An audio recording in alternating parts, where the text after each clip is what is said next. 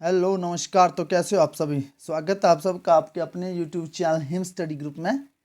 तो आज हम बात करेंगे एक और नए मॉक टेस्ट की, इंग्लिश का मॉक टेस्ट आपके लिए ये, ठीक है।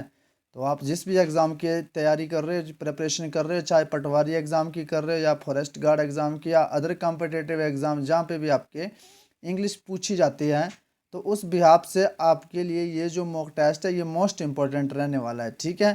तो ये मॉक टेस्ट ही आपका, इसमें 10 क्वेश्चन रहेंगे, पूरा एक्सप्लेनेशन के साथ करेंगे हम, ठीक है। तो फर्स्ट आपका जो क्वेश्चन है वो है अ ड्राइंग और script on the ball in the public places. तो मतलब पब्लिक प्लेसेस वो जो ड्राइंग जैसे बनाई जाती है कहीं पे कुछ, या फिर मतलब बॉल बॉल पे जो भी कलाकारी की जाती है पब्लिक प्लेसेस पे, तो उसको क्या बोलते हैं? उसको पोस्टर बोलते हैं, पोस्टर जो लगवाते हैं वो बोलते हैं, या स्केच बोलते हैं, या ग्राफिटी बोलते हैं, या फिर लेंस बोलते हैं। तो क्या बोलेंगे उसको? पोस्टर, स्केचेस, ग्राफिटी या लेंस? तो स्केचेस आपको पता क्या होते हैं, स्केचेस, ठीक है। और ग्राफिटी बोलेंगे या लेंस बोलेंगे? तो लेंस होता है आपका भाला, भाले को बोलते हैं लेंस, ठीक है। तो आपने अपना सही आंसर जो वो बताना है कि क्या बोलते हैं उसको। तो उसको जो बोलते हैं लेंस बोलेंगे या ग्राफिटी बोलेंगे, क्या बोलेंगे? तो उसको बोलते हैं हम ग्राफिटी, ठीक है। ग्राफिटी बोलते हैं इसको, तो इसको बोलते हैं ग्राफिटी। ग्राफिटी को हिंदी में बोलते हैं भित्ति चित्र, ठीक है। इसको बोलते हैं हिंदी में भित्ति चित्र, ठीक है। अब चलते हैं नेक्स्ट क्वेश्चन की ओर। नेक्स्ट क्वेश्चन आपका ये भी वन वर्ड सब्स्टिट्यूशन का है। बोलता है a spear used for hunting a large fish. Spear मतलब हथियार। स्पेयर का मतलब क्या होता है? इसका मतलब होता है हथियार, ठीक है। इसका मतलब होगा हथियार। A spear used for hunting large fish, तो उसके लिए क्या बोलते हैं उसको? स्वॉर्ड बोलते हैं, लेंस बोलते हैं, हार्पून बोलते हैं, या डैगर बोलते हैं? स्वॉर्ड, स्वॉर्ड किसको बोलते हैं? स्वॉर्ड, इसको बोलते हैं तलवार को, ठीक है। लेंस, लेंस आपको बता दिया, भाला हो गया। डैगर ये होता है आपका खंजर, ठीक है। बचा क्या? हार्पून। तो spear used for hunting large fish, इसको बोलते हैं हार्पून, ठीक है। चलते हैं नेक्स्ट क्वेश्चन की ओर। नेक्स्ट क्वेश्चन है bread and butter dash my favourite breakfast. तो इसमें आपकी जो वर्ब है, कंजक्शन का क्वेश्चन है, इसमें वर्ब कैसी यूज़ होगी? तो जब आपको एक बात बता दें कि दो चीज़ें मिलकर एक सिंगल थॉट को रिप्रेजेंट करती है, ठीक है। तो उससे पहले आप जो उसके साथ जो आपकी वर्ब यूज़ होगी वो हमेशा सिंगुलर वर्ब यूज़ होगी, ठीक है। सिंगुलर वर्ब यूज़ होगी। जैसे ब्रेड एंड बटर हो गया, ठीक है। हॉर्स एंड कैरिज हो गया, ठीक है। Slow and steady wins the race हो गया। मतलब दो चीज़ें बना के, दो आपके चीज़ें बना के एक सिंगल थॉट बन रहा हो, तो उसके लिए आप जो वर्ब है आपकी वो सिंगुलर यूज होगी। जैसे ब्रेड एंड बटर क्या बना रहा है? ब्रेड एंड बटर आपका क्या बना रहा है? भोजन बना रहा है ना, ठीक है।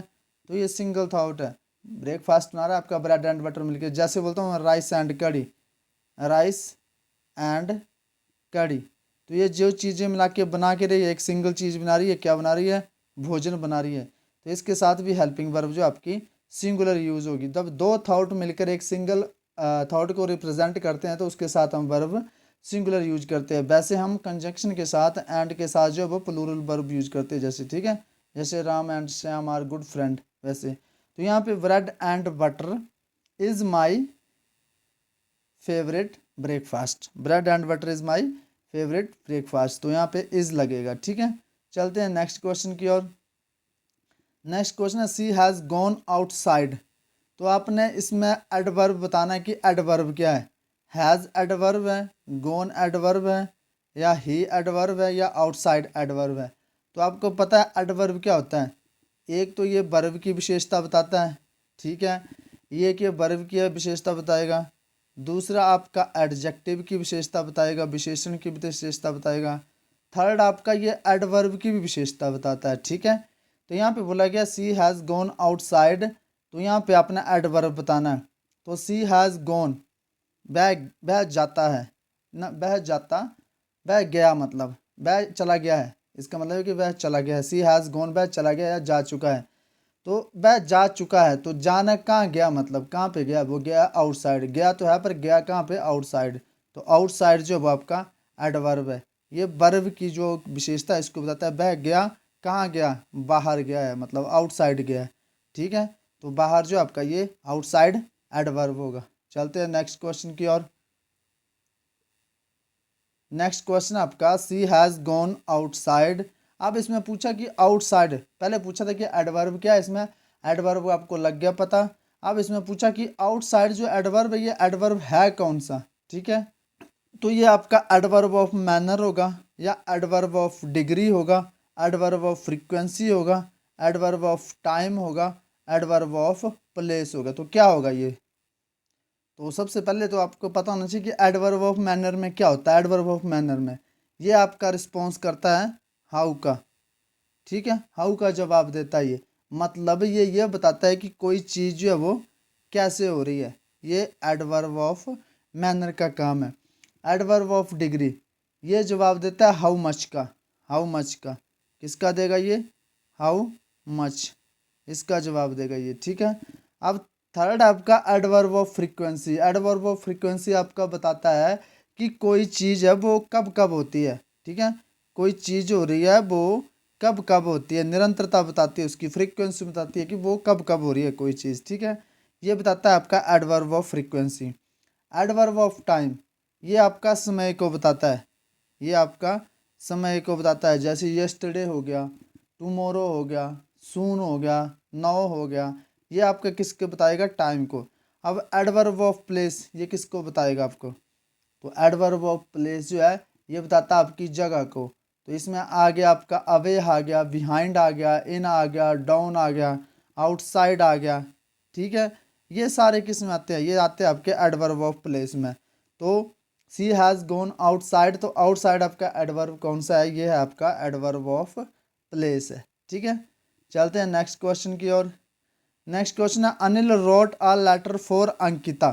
अब आपने बताना है कि अंकिता जो वो पार्ट ऑफ स्पीच में किस रूप में यूज़ हुए यहाँ पे। ठीक है, अंकिता जो है आपकी पार्ट ऑफ स्पीच में किस रूप में यूज़ हुआ है? तो अंकिता एडजेक्टिव के रूप में यूज़ हुआ है, ऑब्जेक्ट के रूप में यूज़ हुआ है, सब्जेक्ट के रूप में यूज़ हुआ है, या प्रपोजिशन ऑब्जेक्ट के रूप में यूज़ हुआ है। ठीक है, तो अपना बताना है यहाँ पे कि अंकिता जो है वो किस टाइप में यूज़ हुआ है।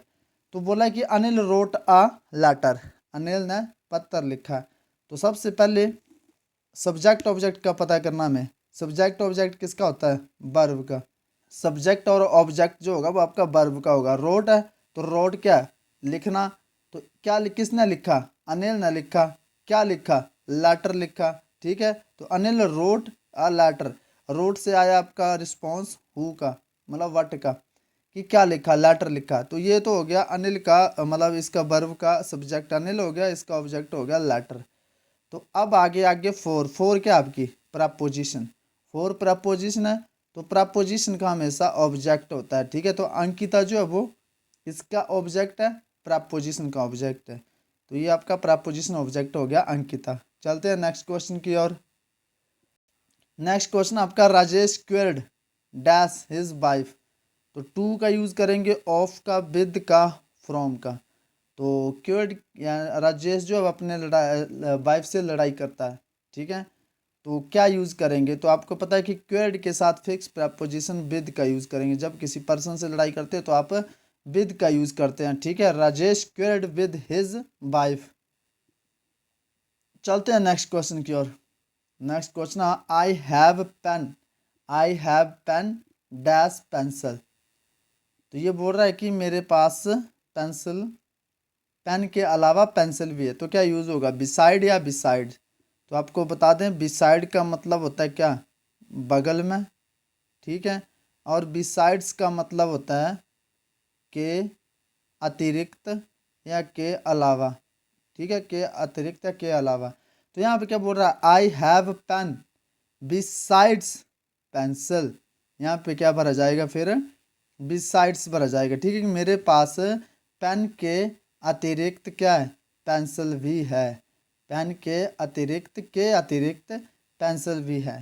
तो बिसाइड्स जब आपके पास एक चीज़ के अलावा कोई दूसरी चीज़ भी होती है तो उस कंडीशन में आप यूज़ करते हैं बिसाइड्स, और बिसाइड होता है बगल में। ठीक है, she come and sat beside me, वह आए और मेरे बगल में बैठ गई। तो उसका मतलब तब आप बिसाइड का यूज़ करेंगे, लेकिन यहाँ पे करेंगे आप बिसाइड्स का। चलते हैं नेक्स्ट क्वेश्चन की ओर। नेक्स्ट क्वेश्चन है she has sung a sweet song change into passive voice. Passive voice में अपना चेंज करना है, ठीक है। तो बोला है a sweet song is sung by her. तो आपको पता है ये पहले तो टेंस देखना अपना कि टेंस कौन सा है। ये आपका प्रेजेंट परफेक्ट का, तो इसको चेंज करेंगे प्रेजेंट परफेक्ट कंटिन्यूज में, और प्रेजेंट परफेक्ट कंटिन्यूज का नो पैसिव वॉइस पॉसिबल होता है, ठीक है। तो सी has sung a sweet song, तो क्या होगा sweet song is sung by her, ये नहीं होगा क्योंकि ये आपका प्रेजेंट का, ठीक है। तो ये नहीं होगा। A sweet song is being sung by her, ये आपका प्रेजेंट कंटिन्यूज का। अब ये देखते हैं a sweet song has been sung by her, a sweet song had been sung by her, ये आपका पास्ट का है, तो ये भी नहीं होगा। तो अब बोला क्या a sweet song has been sung by her, ये इसका राइट आंसर हो जाएगा, ठीक है। A sweet song has been sung by her. चलते हैं नेक्स्ट क्वेश्चन की ओर। नेक्स्ट क्वेश्चन आज का और last question. Anil entered dash room, तो यहाँ पे प्रपोजिशन फिल करनी है आपने। इन बार आ जाएगा, इन टू बार आ जाएगा, ऑन बार आ जाएगा, या टू बार आ जाएगा। तो अनिल एंटर्ड डैश रूम, तो क्या पर आ जाएगा इन टू, इन या ऑन। तो आपको पता है कि एंटर्ड जो है वो अपने आप में ये क्या है, एक मोशन है, ठीक है। एंटर्ड का मतलब, इसका मतलब भी क्या होता है, इन टू होता है। दोनों का मतलब जो वो सेम होता है, प्रवेश करना। तो यहाँ पे जो कोई प्रपोजिशन नहीं भरी जाएगी, ठीक है। तो ये था आपका आज का सेशन। आई होप आपको सेशन पसंद आया होगा। मिलते हैं नेक्स्ट वीडियो में, तब तक के लिए जय हिंद जय भारत।